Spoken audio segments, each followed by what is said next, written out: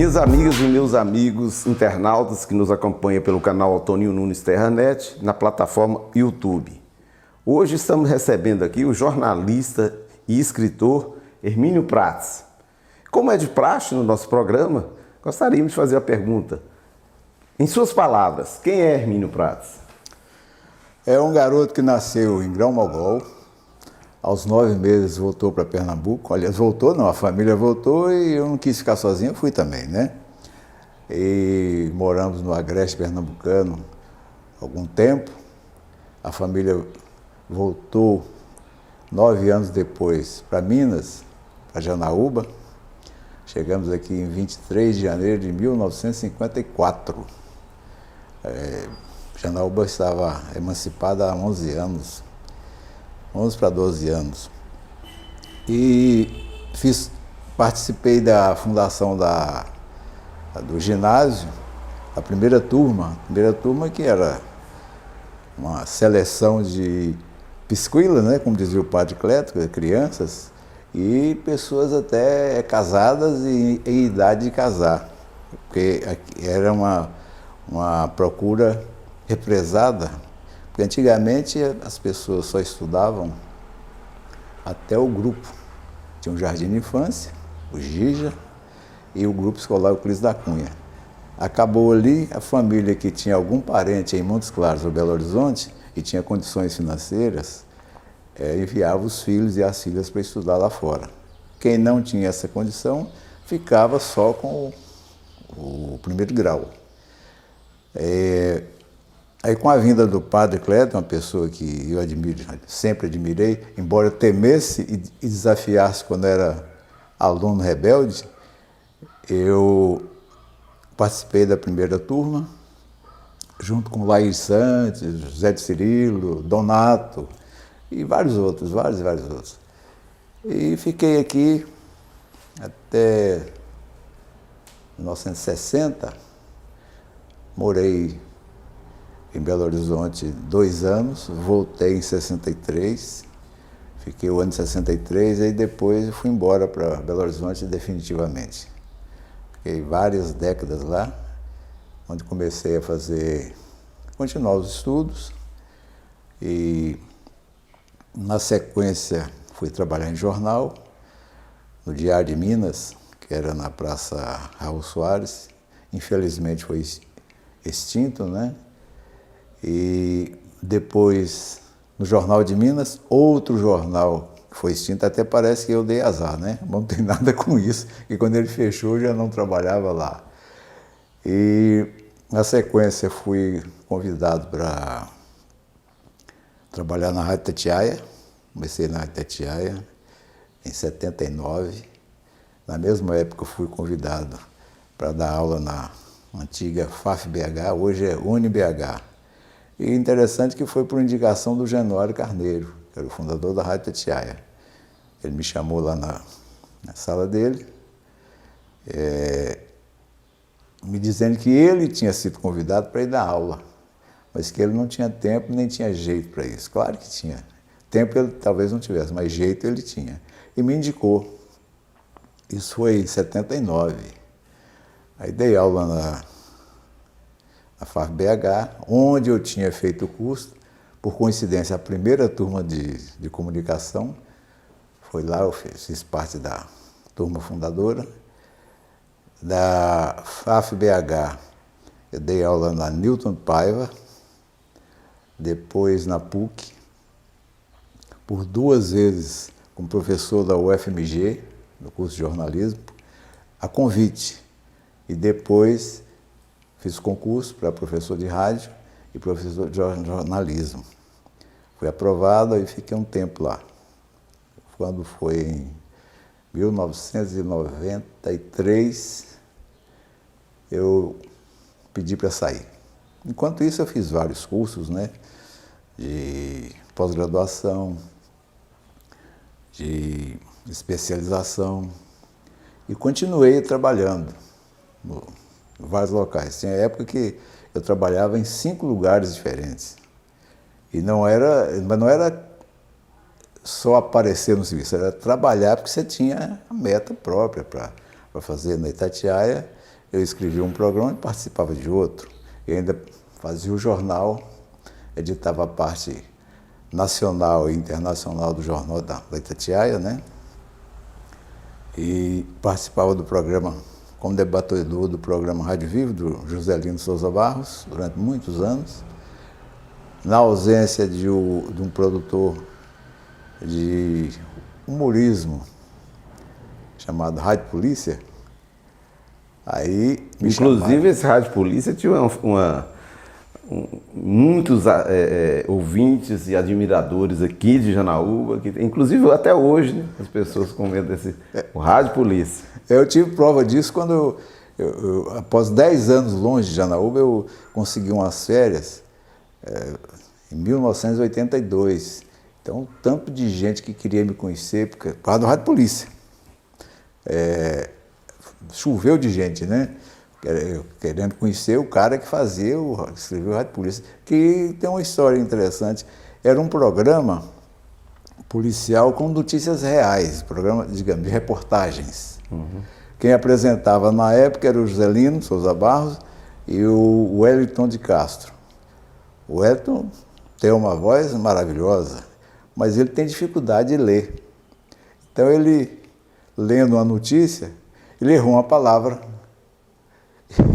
E o Zelino tem uma presença de espírito muito grande, emendou, fez um caco, né? Aí a repercussão foi enorme, porque todo mundo achou engraçado, inclusive o pessoal da técnica. Aí o que eles fizeram? Começaram a errar de propósito. Uhum. E o negócio caiu para o humorismo. E o Pedro Luiz Carrapeta, que era o cara que fazia reportagem e escrevia também, ele começou a explorar esse lado. Foi quando ele se afastou da rádio, esteve adoentado, aí o Márcio Dotti, que era o chefe de jornalismo, ele estava preocupado, eu falei, o que foi, chefe? O Carrapeta não veio, não sei o quê, quem vai fazer? Eu falei, se você quiser eu faço. Você sabe? Eu falei, claro. Aí passei a fazer. Parece que o Carrapeta estava fazendo uma espécie de chantagem com a rádio. Aí quando ele viu que eu estava fazendo o programa, ele voltou correndo. E ficou chateado, achando que eu queria tomar o programa dele. Eu falei, não, o programa é seu, eu fiz aí para quebrar o galho. Aí ele voltou a fazer. Mas uns 2 ou 3 meses depois, ele teve um problema com a rádio lá, uma discussão com o chefe, e saiu. Aí eu passei a escrever. Era uma coisa difícil de fazer, porque você contar um caso é fácil. O difícil é o desfecho. Você criar o clima para ter um desfecho, para encerrar a piada. E mesmo porque, como era baseado em notícias, né? Tinha pessoas por lá de lá, pessoas que foram vítimas, né? E até autores, né? E você tinha que estar preocupado com como que a pessoa iria aceitar aquilo. Tinha um detalhe que o Pedro Luiz Carrapeta, ele era repórter de polícia, ele ia entrevistar a polícia, os bandidos. Então ele se baseava na verdade. Como eu não fazia isso, eu tinha que criar. Então eu pegava um fato qualquer e misturava. Teve uma ocasião que eu escrevi o programa, nós gravamos o programa, a gente gravava o programa 11h15, quando acabava o programa do Zelino. Então, aí já era ele, o Ricardo Parreiras, que hoje está na Rádio Confidência, e eu. E aí eu saía correndo para ir para o jornal. E no caminho, o programa começava 12h05, depois do comentário do Oswaldo Faria, e eu ia embora ouvindo. Aí uma vez eu tive que resolver um problema na cidade, cheguei no jornal um pouquinho mais tarde. E tinha vários recados da Rádio Itatiaia. E todo mundo me procurando. TV Globo, Folha de São Paulo, o jornal O Globo, sucursal de Belo Horizonte, porque eu contei uma história, foi na época que o Papa esteve aqui, em 1980. Eu inventei uma história lá que um cara tinha sido preso porque estava vendendo ingresso para a missa. E eles queriam saber. Eu falei, ô Aparecida, que era a secretária da rádio. Eu falei, isso é invenção, senhor, não existe esse cara, não. Mas você me deixa em dificuldade, como é que eu vou falar? Então, vai, dá desculpa aí, eu inventei. E teve outro caso engraçado, eu cheguei de manhã na rádio, aí o Márcio Dodge está lá no aquáriozinho dele e me chamou. Falou, Prato, vem cá. Aí tinha um senhor. Te apresentar o fulano de tal, um prazer e tal, eu sem saber qual o motivo, né? É porque eu morava em um prédio e vi um anúncio luminoso de um depósito de construção, material de construção, chamado Padre Eustáquio. Aí eu inventei uma história de um empregado que sempre pedia aumento ao patrão e o patrão nunca concedia. Até que um dia o cara casou e a esposa foi levar a marmita. Uma mulher bonita, aí o patrão cresceu o olho, né? E dá um tempo, o patrão chamou, você é um empregado muito bom e tal, aquele aumento que você sempre pedia, foi te conceder, deu um aumento. Depois descobriram que o patrão estava de olho, não era no empregado, era na mulher do empregado. Eu contei isso. Assim, o senhor fulano de tal é dono do depósito de construção Padre Eustáquio e tal, e coincidência tinha um empregado que tinha casado recentemente e todo mundo deu gozeira. Vixe. Aí falei, não, moço, não é o depósito, não chama Padre Eustáquio, é no Padre Eustáquio, que é o bairro. Aí tudo esclarecido. Outra vez contei o caso de um espertalhão que ia na casa das pessoas pedir para... Tinha algum aparelho para consertar, televisão, aparelho de som, e ele levava e sumia. Aí eu contei isso.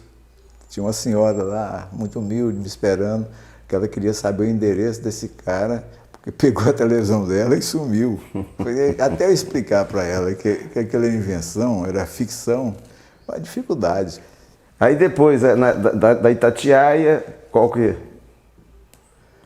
Mas não teve depois, porque sempre era muita coisa ao mesmo tempo, né? Porque nessa época do Rádio Polícia, eu trabalhava, eu estava no jornal, na Rádio Itatiaia, e logo em seguida me chamaram para chefiar a assessoria de imprensa da Câmara Municipal de Belo Horizonte.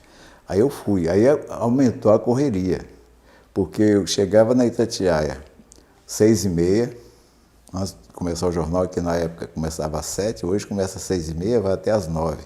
Na época era de 7 às 8. Eu tinha que atualizar as notícias que tinham acontecido depois de 1h30 da manhã, que é quando eu saía da rádio. E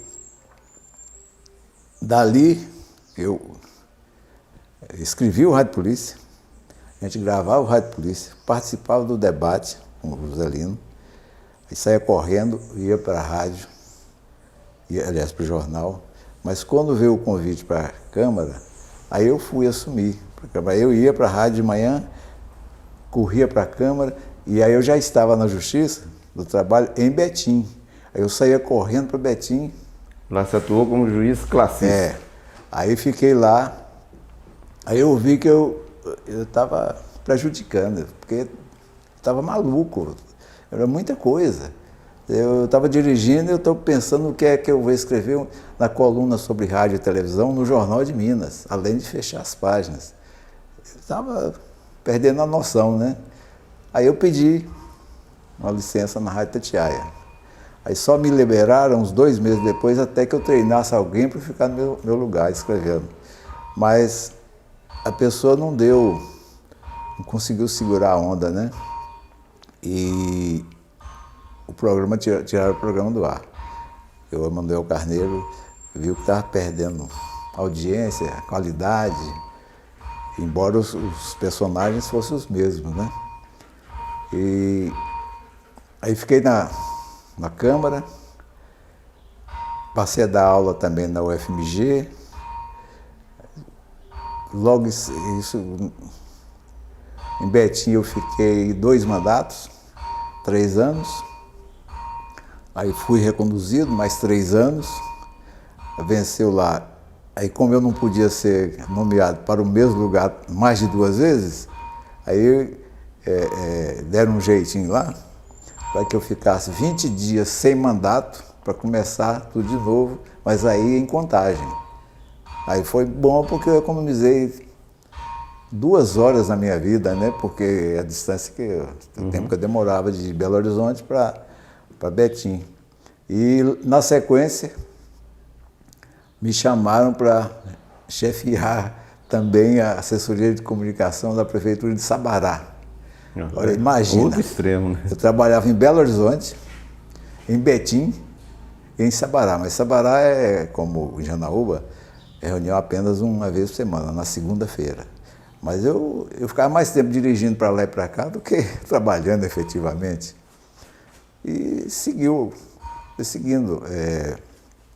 Até que eu fui diminuindo as atividades profissionais de 5, passei para 4, para 3, para 2. E, finalmente, eu fiquei com apenas um emprego, né, na Justiça. Até que eu me aposentei em 93. Interessante que eu me aposentei. O ato de aposentadoria foi publicado numa quinta-feira. Na sexta-feira, onde é que eu estava? Na estrada para Janaúba. Eu sempre vinha correndo, sabe assim, feriadão aí, livre, né? Estou aposentado. E fiquei... Morando fora de Janaúba, você ficou quanto tempo? Depois da sua passagem aqui no início? De 63 a 2011, né? Eu voltei para cá em 2011, 30 de julho de 2011. Já tem 10 anos, né? E por que essa decisão de voltar para Janaúba? É porque eu conheci uma moça aqui em Janaúba, dessas muitas idas e vindas, em 94. Aí casamos, aí fomos morar em Belo Horizonte, mas ela, por não conhecer ninguém lá em Belo Horizonte, tinha uns parentes, né? Mas ela não sabia andar só. Então ela ficava muito presa. E, coincidência, depois de eu ficar 7 anos à toa na vida, aí o reitor, na época ele era vice-reitor da Universidade do Estado, a UENG, me chamou para chefiar a assessoria de comunicação. Aí eu fui. Aí ela ficou mais chateada ainda porque ficava sozinha dentro de casa. Eu trabalhava o dia todo. E aí eu consegui, com a amizade do vice-reitor, um lugar para ela trabalhar na Fundação Renato Azeredo. Aí era um cargo de recepcionista. Ele falou, não, eu vou arrumar uma coisa melhor para ela. Aí na hora eu telefonei para ela, falei, tem uma vaga assim, mas é coisa simples, recepcionista. Eu falei, não, eu quero. Não, moço, espera, vai surgir outra vaga. Não, ela quer sair de casa. Ela quer se movimentar. E foi trabalhar na Fundação Renato Azeredo. E aos poucos ela foi subindo de posto, né? E ficou muito tempo lá. Aí depois, nós sempre evitamos filhos, né, no início do casamento. Aí depois decidimos, né? Que já estava na hora de encomendar. Aí quando ela ficou grávida, logo que nasceram as crianças, ela ficou naquela dúvida, na licença de 6 meses, se deveria sair do emprego para se dedicar às crianças ou se deveria continuar. Falei, isso eu não vou dar palpite, porque se você sair, depois se arrepender, a culpa de quem? De quem deu palpite. Se eu falar para você não sair, se você sentir falta das crianças, o culpado serei eu. Então o que você resolver, para mim está resolvido. Aí ela ficou mais um pouco, depois chegou à conclusão que não ia continuar trabalhando, não, mas saiu. E ficamos lá mais uns 3 anos, ela já não trabalhava. Em 2004, eu me afastei, pedi a exoneração da universidade e ficou isso. Aí ela começou, né, a pressionar, Janaúba, vamos sim, vamos não. Aí até que decidimos, então vamos embora. Aí viemos para cá, estamos aí desde 2011. E engraçado, depois que voltamos para cá, demorou um pouquinho, ela me dispensou. Não, isso é brincadeira, nós somos grandes amigos.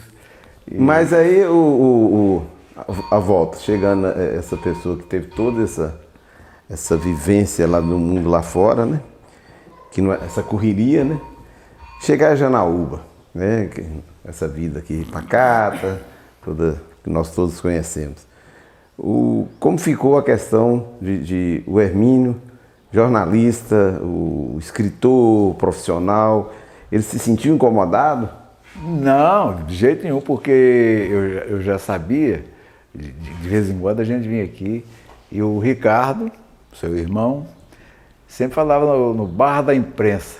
Ele falava, nós da imprensa, embora eu não seja nós da imprensa, um bar da imprensa. Eu quero conhecer esse bar da imprensa.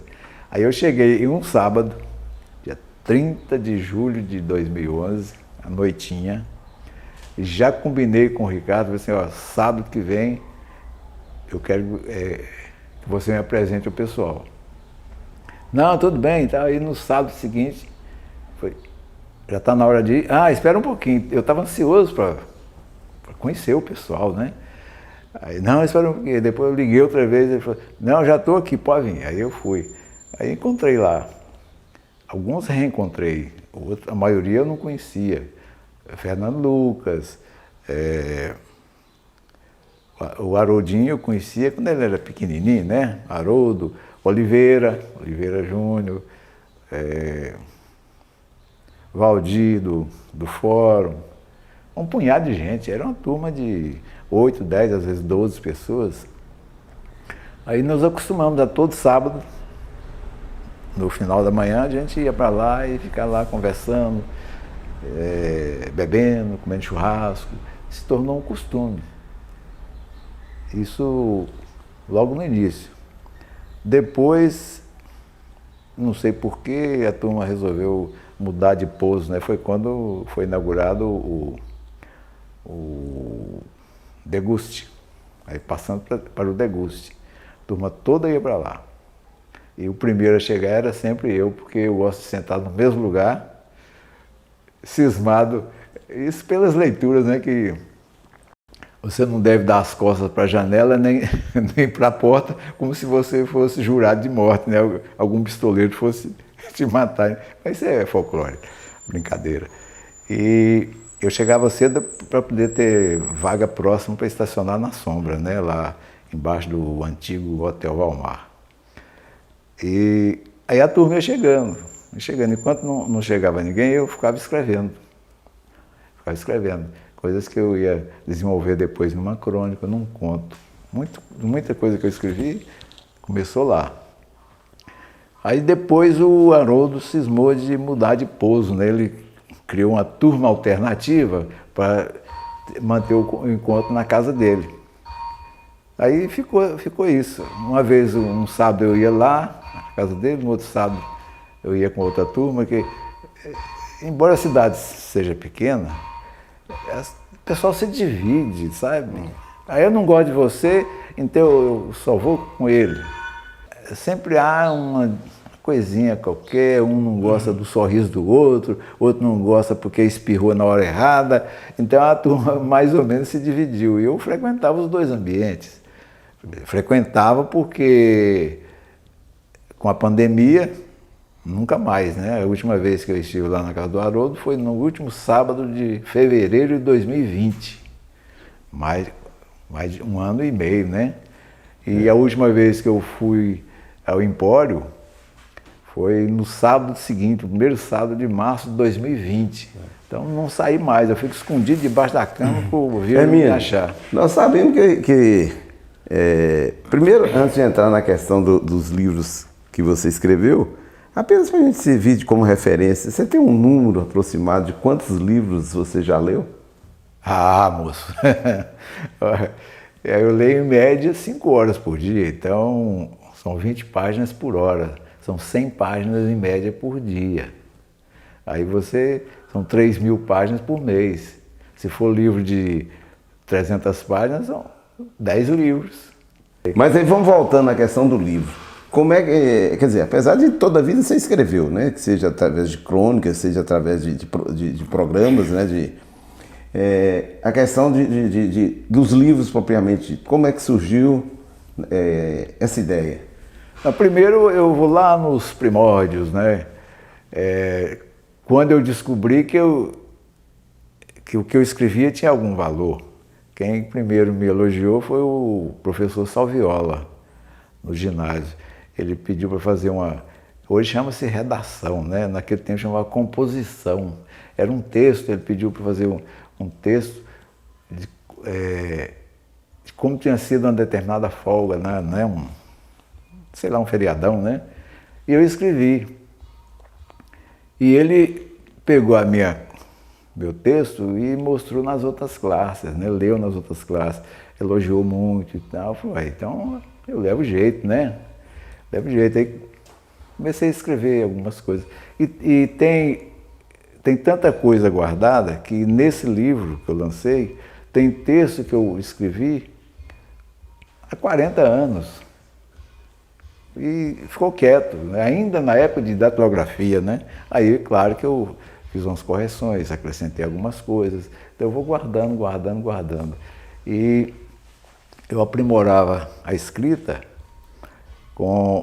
ao trocar correspondência com outro jornalista, Silvio Abreu, lá de Caratinga.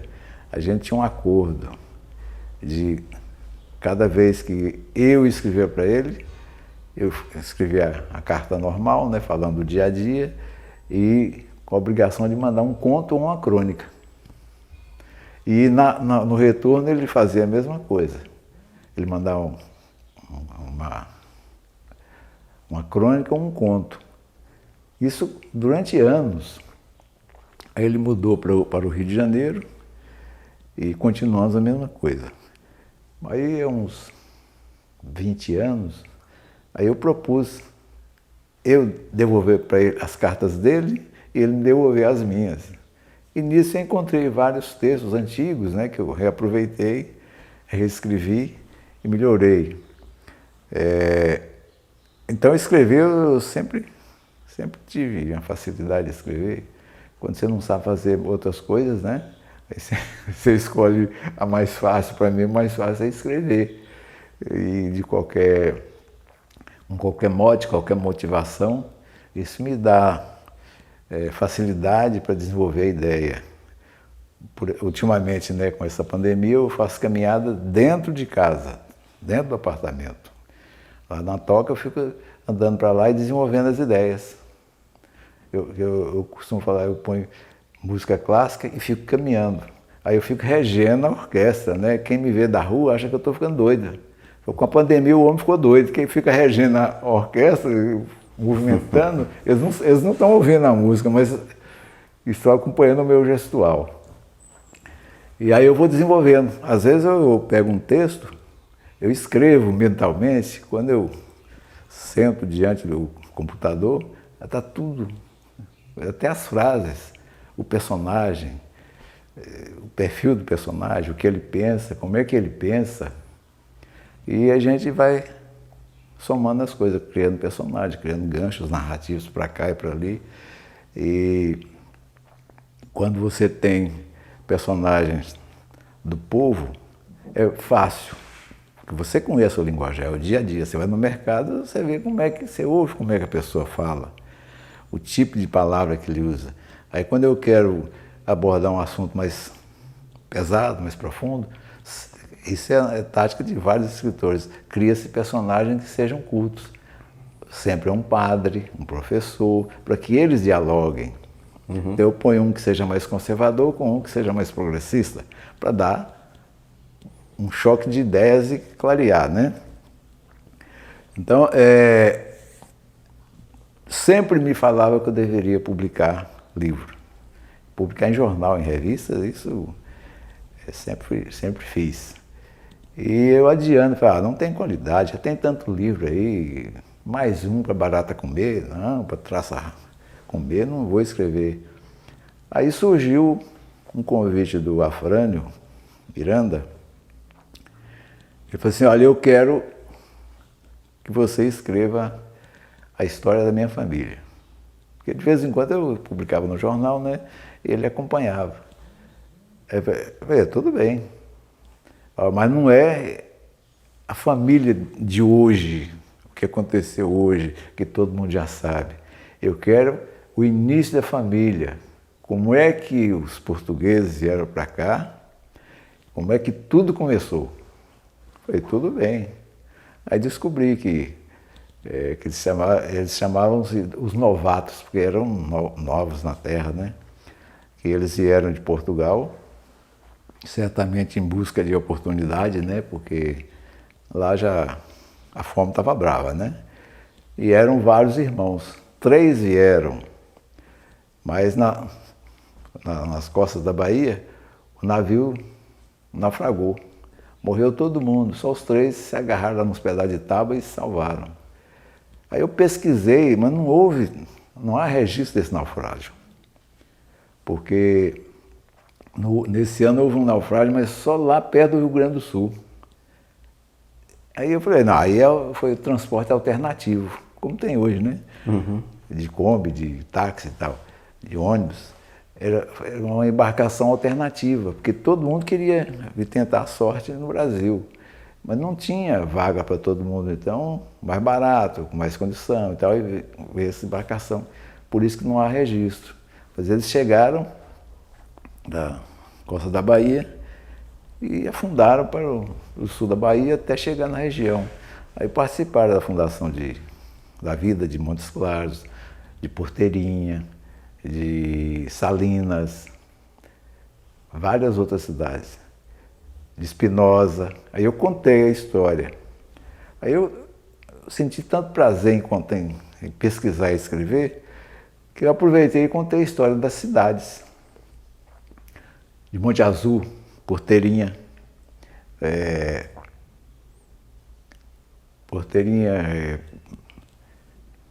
Burarama, né, Capitão Enéas, contei a história de cada um, contei como é que o Tremedal se transformou em Monte Azul, contei tudo. Contei a história dessa cidadezinha aqui,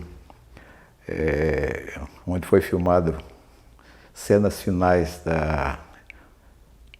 daquela série... Grande Veredas?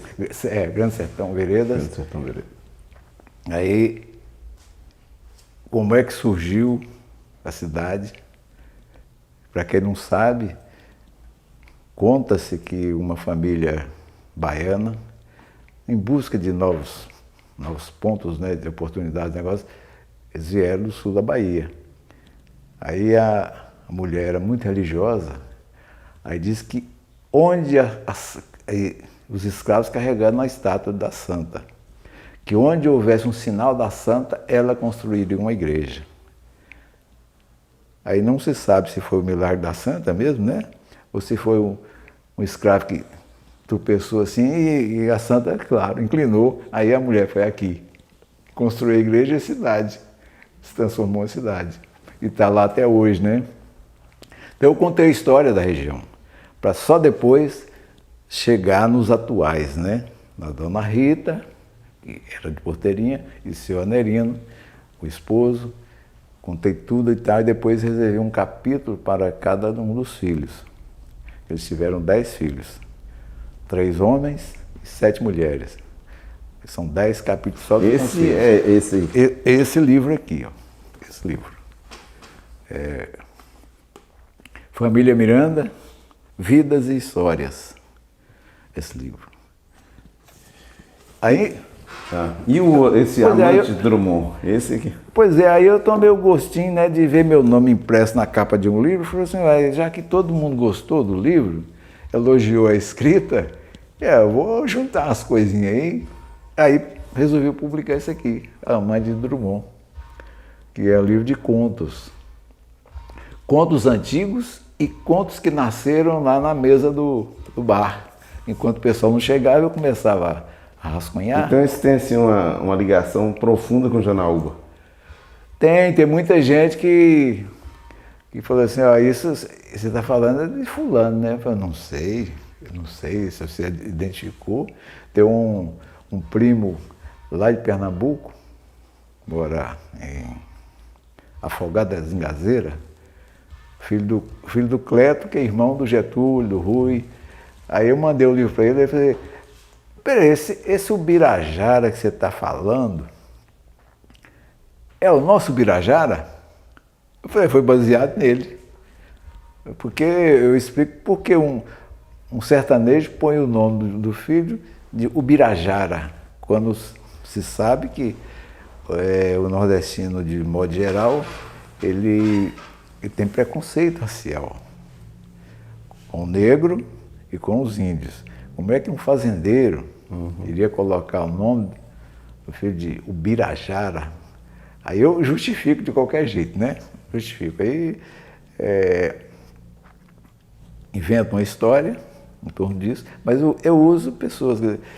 Tem gente que fala assim, mas é muito difícil escrever. Não é difícil. Eu sempre cito uma frase do Pablo Neruda, ele dizendo que escrever não é difícil. Você começa com a letra maiúscula, termina com ponto. No meio, você esparrama as ideias. É fácil. Hermínio, então, sabendo, né, que agora você reside em nossa terra, de volta, tá no forno, tá na ideia de escrever um livro da história de Janaúba? Não, porque já tem muitos livros, além dos Mirandas, que não deixa de ser a história também de Janaúba, o Janer Ruas de Abreu, ele me falou que está escrevendo um livro sobre a história de Janaúba, até me perguntou se eu poderia fazer o prefácio, perfeitamente. Tem a tese de mestrado da professora Genilda Rosana, que dá um livro, e eu até dei uns pitacos lá também no livro dela, algumas informações. Tem um livro de um rapaz que trabalha na prefeitura, Valdemar, Os Grutubanos, um livro muito bom. Tem outro livro chamado Quaratuba, eu esqueci o nome da autora, porque esse livro eu não tenho. Eu li na internet, né? Mas o Ilha dos Reis, ele me falou que ela publicou o livro. E tem os livros do Zezão, né? Vários livros, esses eu tenho todos. Tem muita gente escrevendo, publicando sobre Janaúba. O que eu estou escrevendo já era para ter concluído. Eu puxei o freio de mão por causa da pandemia, não dá para publicar agora. Mas eu tenho 3 romances, faltando poucas páginas para concluir. O que eu vou publicar primeiro, com mais umas 20 ou 30 páginas, eu concluo. Porque são várias tramas, né? Então você amarra aqui, tem um gancho ali, e vai surgindo personagem. Aí como é que surge um personagem? Aí uma ideia qualquer que você lê em outro livro, uma citação de um filme, uma conversa, aí eu anoto para não esquecer, depois desenvolvo. Tem nessa trama tem uma história de um amor impossível que se torna realidade apenas quando os personagens encostam as taças de vinho e uma delas encontra uma garrafa cheia de poeira de absinto, que era chamada Fada Verde, né, dos tempos de Toulouse-Lautrec, a geração maldita lá de Paris. E é tão forte que os personagens perdem a noção e aí se realiza o amor.